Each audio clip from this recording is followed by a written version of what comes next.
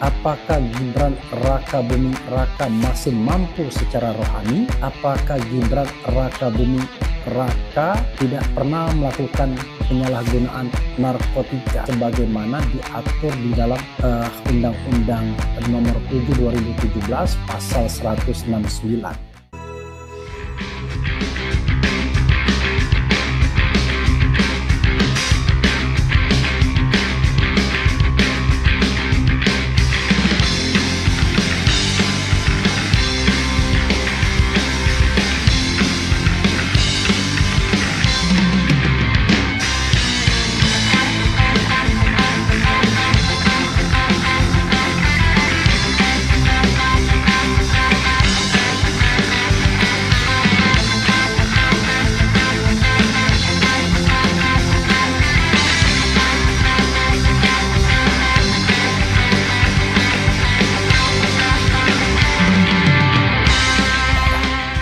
Saya baru baca pasalnya dan saya ingin mengatakan make sense, masuk akal kalau seandainya ada upaya untuk memakzulkan Gibran dengan menggunakan pasal tersebut. Kenapa saya katakan masuk akal? Ya, nanti kita akan baca alasannya ya. Dan terima kasih yang sudah atau masih join dengan RH Channel, walaupun saya harus live dengan menggunakan handphone saja ya. Jadi saudara sekalian, saya pakai kacamata hitam ya untuk menghindari cahaya yang berlebihan. Oke, jadi saudara sekalian ya, saya ingin mengatakan begini. Masuk akal alasannya kalau kemudian Gibran Raka Buming Raka dimakzulkan dengan menggunakan undang-undang pemilu. Pasal berapa yang bisa digunakan ya? Saya melihat ternyata teman-teman hukum tata negara yang saya dengar Ferry Amsari menggunakan pasal 169 ya. Kemudian huruf E dan huruf J ya. Jadi kalau huruf E itu karena sedikit saya mampu membacanya ya dengan kacamata hitam ini. Huruf E itu mampu secara rohani dan jasmani untuk melaksanakan tugas dan kewajiban sebagai presiden dan wakil presiden serta bebas dari penyalahgunaan narkotika. Kemudian J tidak pernah melakukan perbuatan tercela. Nah, sahabat daerah sekalian, kita harus bedakan ya calon presiden dengan presiden terpilih ya. Kalau presiden itu sudah terpilih dan dilantik, maka urusannya adalah impeachment. Ya. Dan impeachment itu berdasarkan konstitusi, 3 saja alasannya. 1, warga negara Indonesia syaratnya dan tidak pernah menjadi warga negara lain karena kehendaknya sendiri. Kemudian mampu secara jasmani dan rohani ya sebagai presiden dan wakil presiden. Kemudian yang ketiga adalah terkait dengan tidak pernah mengkhianati negara. Nah, itu persyaratan sobat era sekalian untuk menjadi presiden dan wakil presiden. Dan kalau sudah dilantik maka urusannya adalah urusan persyaratan konstitusional. Tapi sebelum dilantik maka persyaratan yang harus dipenuhi adalah persyaratan yang tercantum di dalam Undang-Undang Pemilu, Undang-Undang Nomor 7 2017, terutama pasal 169.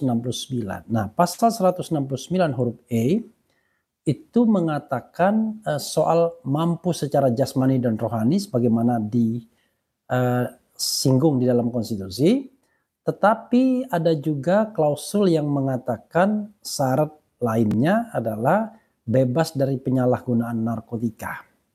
Lalu huruf J ya sobat era sekalian menyatakan bahwa presiden tidak atau wakil presiden tidak melakukan perbuatan tercela. Ya bahasanya tidak pernah melakukan perbuatan tercela. And then the question is ya, apakah Gibran Raka Buming Raka melakukan perbuatan tercela? Apakah Gibran Raka Buming Raka masih mampu secara rohani? apakah Gibran Rakabuming Raka tidak pernah melakukan penyalahgunaan narkotika sebagaimana bebas dari penyalahgunaan narkotika sebagaimana diatur di dalam Undang-Undang Nomor 7 2017 pasal 169. Coba kita lihat pasal ini apakah penjelasannya cukup jelas atau ada penjelasan yang lain. Coba kita lihat dulu ya sedikit-sedikit. Entah ada apa enggak penjelasannya. Oh, ini ada ya. Coba kita lihat penjelasan pasal 169. Kalau tidak ada penjelasan maka kita akan kita lihat ininya, koneksi internetnya Sobat Era sekalian.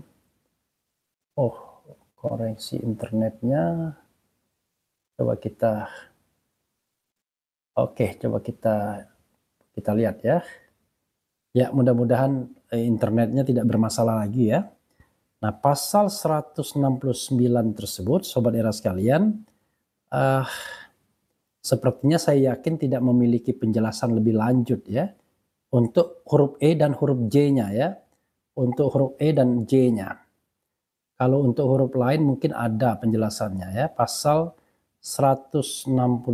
Nah ini ya. Jadi pasal 100 A, B, C, D, E. Cukup jelas E. Kemudian H, I, J ya. Yang dimaksud dengan tidak pernah melakukan perbuatan tercela adalah tidak pernah melakukan perbuatan yang bertentangan dengan norma agama, norma susila dan norma adat seperti judi, mabuk, pecandu narkotika dan zina. Jadi saudara sekalian, pasal ini tidak limitatif ya, mengatakan tidak pernah melakukan perbuatan yang bertentangan dengan norma susila, norma adat dan norma agama. Seperti ya, judi, mabuk, pecandu narkotika dan zina. Nah, saudara sekalian, kemudian kita mengajukan pertanyaan ya. Apakah Gibran Rakabuming pernah terlibat dalam penyalahgunaan narkotika atau tidak? Sebagaimana ada beberapa orang yang kemudian mencurigai, melihat dari matanya dan lain sebagainya ya. Ada yang mencurigai itu, karena itu perlu dilakukan tes kembali. Ada yang kemudian menginginkan pemeriksaan kejiwaannya karena berpikir bahwa dia ada masalah rohani, kemampuan rohani, dan kemudian yang paling penting adalah soal fufufafa yang jelas-jelas melakukan perbuatan tercelah. Pastilah itu bertentangan dengan norma agama, norma adat dan norma susila. Artinya perbuatan yang dilakukan akun fufufafa itu pasti bertentangan dengan pasal 169J Undang-Undang Pemilu, Undang-Undang Nomor 7 Tahun 2017. Saya bicara teorinya Sobat Era sekalian, tidak bicara apakah bisa dilaksanakan atau tidak. Kalau bisa dilaksanakan atau tidak, it is not my business. Tetapi urusan saya adalah apakah ini bisa dilaksanakan atau tidak. Ya, secara teoritis apakah justified atau tidak. Soal bisa dilaksanakan atau tidak itu soal politiknya. Tapi soal hukum tata negaranya soal seperti ini. Jadi secara teoritis, Sobat Era sekalian, ketika seseorang mengikuti pemilu, ya, dia memenuhi segala syarat yang ditetapkan oleh baik konstitusi maupun undang-undang. Tapi syarat konstitusi sudah diterjemahkan di undang-undang, jadi kita bisa merefer undang-undang pasal 169 itu saja. Nah, proses berpemilu kita tahu mulai dari pendaftaran sampai kemudian presiden dan wakil presiden tersebut dilantik. Dan itu memakan proses yang tidak mudah ya. Itu sampai kalau tidak salah pendaftaran pada bulan Oktober ya. Bayangkan pendaftaran setahun sebelumnya dan kemudian baru dilantik setahun berikutnya. Ketika didaftarkan pada bulan Oktober tersebut, kemudian sang calon dinyatakan memenuhi syarat. Oke. Termasuk syarat bebas narkotika dan lain sebagainya, termasuk mampu secara rohani, termasuk juga perbuatan tercelah. Pertanyaannya adalah setelah melalui proses berpemilu dinyatakan sebagai pemenang tanggal 20 Maret, kemudian digugat di MK dan di MK kemudian diputuskan tetap menang pada tanggal 22 April, lalu ditetapkan sebagai pemenang Pilpres pada tanggal 24 April oleh KPU, menjadi sebuah pertanyaan, apakah kemudian otomatis yang bersangkutan harus dilantik? Nah, kalau kita bicara mengenai pemenuhan persyaratan, harus dilantik, tetapi kalau di tengah jalan kemudian setelah adanya prosesi berpemilu tersebut ditemukan hal-hal yang tidak membuat calon ini tidak lagi eligible untuk dilantik, maka sesungguhnya bisa dipermasalahkan, ya kan? Siapa yang bisa mempermasalahkannya? Nah, di sini ada loopholes-nya. Sebenarnya barangkali bisa dengan gugatan kembali kepada Mahkamah Konstitusi. Kalau seandainya Mahkamah Konstitusi mau menerima gugatan ini. Atau diselesaikan secara politik oleh Majelis Permusyawaratan Rakyat yang memiliki kewenangan untuk melantik. Alasannya adalah Gibran Rakabuming Raka tidak mampu secara jasmani dan rohani atau melakukan penyalahgunaan narkotika atau barangkali melakukan perbuatan tercela dengan akun Fufufafa dan Formspring-nya. Itu jelas ya, paling tidak perbuatan tercela itu tidak bisa menghindar dari itu. Maka kemudian ada kesempatan untuk tidak melantik Gibran Rakabuming Raka. Nah, ini soal tata negara ya. Tadi saya berpendapat misalnya kalau Gibran tidak dilantik itu soal ekstra konstitusional. Itu soal ekstra konstitusional itu kalau segala persyaratan tetap dia penuhi. Ya. Itu sobat era sekalian seperti calon astronot. Calon astronot itu ya kita tahu bahwa seseorang waktu ada seleksi ada orang Indonesia yang dijadikan calon astronot. Nah, dia akan berangkat sepanjang eligible, sepanjang masih memenuhi syarat walaupun sudah lolos seleksi. It doesn't mean setelah lolos seleksi kemudian pasti berangkat. Karena harus tetap fit and proper. Jadi kalau misalnya dia tidak fit dan tidak proper setelah proses kelulusannya, tetap dia tidak bisa diberangkatkan. Nah, seperti itulah yang pernah terjadi misalnya. Walaupun akhirnya orang Indonesia tidak menjadi orang Indonesia pertama yang menjadi astronot karena ada kecelakaan Challenger long time ago. Jadi saudara sekalian, dengan pasal melakukan perbuatan tercela ini, maka sesungguhnya Gibran Rakabuming Raka tidak lagi memenuhi syarat sebagaimana disyaratkan Undang-Undang Pemilu pasal 169 terutama huruf J. Sehingga cukup alasan dia untuk tidak dilantik. Nah, masalahnya adalah bagaimana menentukan apakah dia melakukan perbuatan tercela atau tidak. Menurut saya ada dua jalan.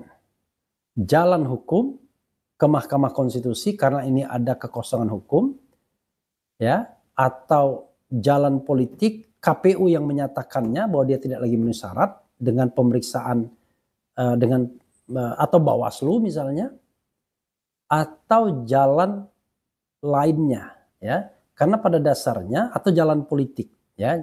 Jadi saya ungkapkan tiga jalan atau ya, satu jalan semi hukum, ya, yaitu melalui Bawaslu lagi, ya, diadukan ke Bawaslu bahwa yang bersangkutan tidak lagi memenuhi syarat setelah menunggu pelantikan, atau dibawa kepada KPU, ya, tetapi saya meragukan KPU memiliki keberanian, ya, atau dibawa ke MPR jalan politik, ya. Kalau KPU jalan administrasi, kemudian jalan hukum ke Mahkamah Konstitusi. Nah, ini adalah loopholes ya, karena orang kan tidak menduga bahwa presiden terpilih itu jedanya lama dan kemudian di tengah jalan ada masalah. Ya let's say misalnya kalau presidennya tiba-tiba pindah warga negara atau presidennya korupsi dan lain sebagainya, kan tetap saja dia kemudian tidak bisa dilantik walaupun dia sudah dinyatakan sebagai pemenang oleh KPU. Jadi sobat era sekalian, dalam konteks ini kita harus pahami bahwa memang ada celah untuk menjadikan dia tidak bisa dilantik, ya. Sekali lagi, cuma jalannya itu saya kasih 4 alternatif. Jalan administratif melalui KPU, jalan semi hukum, ya, melalui Bawaslu, jalan politik melalui MPR, dan jalan hukum penuh melalui Mahkamah Konstitusi atau pengadilan di lingkup MA. Tapi kalau di lingkup MA barangkali akan problematik ke Mahkamah Konstitusi. Nah, sobat sekalian, saya tidak mengatakan apakah ini bisa dijalankan atau tidak, tetapi itu teorinya yang kemudian saya renungkan. Kalau jalan administratif, apakah KPU punya keberanian? Jalan semi hukum, apakah Bawaslu punya keberanian? Ya, secara mereka didikte terus-menerus. Jalan politik oleh MPR barangkali ada bisa dilakukan, atau jalan hukum oleh Mahkamah Konstitusi juga bisa dilakukan. Jadi dua jalan ini lebih punya probabilitas, ya, punya posibilitas dibandingkan jalan administratif KPU dan jalan semi hukum Bawaslu. Itu saudara sekalian ya, untuk melihat polemik atau perdebatan mengenai undang-undang pemilu yang saya sendiri sebenarnya awalnya berpikir, wah, dia tidak bisa digagalkan pelantikannya kecuali dilantik dulu kemudian baru diberhentikan dengan pasal impeachment. Tetapi setelah saya menelaah pasal 169 dan mengaitkannya dengan kondisi sebelum dilantik, maka saya membagi dua. Presiden bisa digagalkan pelantikannya atau wakil presiden kalau dia tidak lagi memenuhi syarat sebelum dilantik, dan bisa di-impeach kalau dia tidak memenuhi syarat setelah dilantik. Nah, kalau setelah dilantik itu syaratnya ya tentu syarat konstitusional saja. Tapi syarat konstitusional itu jangan lupa terdiri dari 3 kelompok dan itu berat. Yaitu satu, maksudnya dan itu sebenarnya variannya banyak. Satu, melakukan pelanggaran hukum berat ya seperti suap, korupsi, pengkhianatan negara dan tindak pidana berat lainnya. Kedua, melakukan perbuatan tercela, dan ketiga, tidak lagi memenuhi syarat sebagai presiden atau wakil presiden. Dan syarat untuk menjadi wakil presiden, presiden dan wakil presiden itu adalah syarat yang terkait dengan warga negara, tidak pernah menjadi warga negara lain karena kehendaknya sendiri, mampu secara jasmani dan rohani, dan kemudian untuk menjadi presiden dan wakil presiden, dan kemudian tidak pernah mengkhianati negara. Dan sobat era sekalian, untuk kasus Gibran ini kita belum masuk proses impeachment karena belum dilantik, tapi bisa masuk proses sebelum dia dilantik yang dimana pasal 169 mengatakan harus memenuhi syarat-syarat yang terkandung di dalam pasal tersebut, ya, mulai dari syarat huruf A sampai kemudian syarat huruf di sini sampai huruf ST, sampai huruf T, ya, huruf A sampai huruf T. Dan yang kita tunjuk adalah persyaratan huruf E dan terutama huruf J. Begitu sobat sekalian.